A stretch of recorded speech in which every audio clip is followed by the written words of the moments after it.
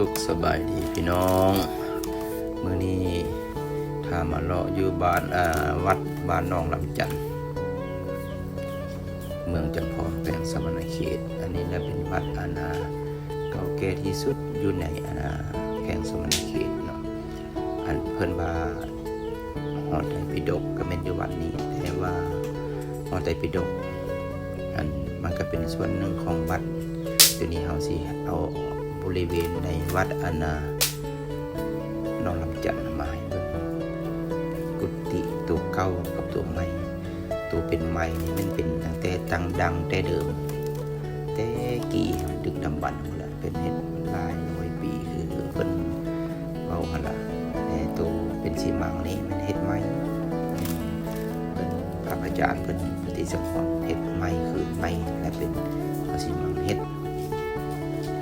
จะตั้งอยู่ในบริเวณวัดเฮียงกันนี่แหละกะรูปร่างกะบ่แตกต่างกันอันเดียวกันเลยแต่ว่าเป็นสีมังเป็นยกไม้ว่าซั่นซะตัวเป็นไม้นี่เป็นสมัยแต่ที่เพิ่นดึกดำบรรพ์หมดเลยเนาะนี่เบิ่งนำกันพี่น้องว่าศิลปะลาวนี่ก็บ่แม่นธรรมดาสมัยตะกี้ลวดลายถือว่างาม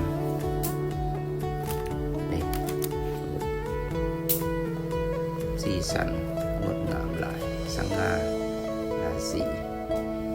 สมัยแต่ก่อนเนาะนี่เพิ่นสีใหม่หลายมือมาปัจจุบันนี่เพิ่นก็เฮ็ดก็บ่แตกต่างหยังกันอันเดียวกันเป๊ะเลยนี่แต่ว่าเป็นสีมังอันนี้จะเป็นไม้นี่ตัวเหมือนไม้นี่ตัวนี้เฮ็ดสมัยตะกี้นี่แต่ว่าสมัยเอามนุษย์เฮาแหละเป็นคนสร้างเอาพระอาจารย์เอาคนเอาหยังแบกไม้หามมากันรถยกรถเข็นมีสมัยนั้นก็เลยเฮ็ดด้วย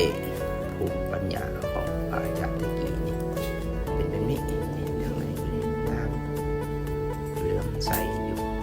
ให้อยากเห็นอยากเบิ่งแล้วไปชมเด้ออยู่วัดหนองลำจันทน์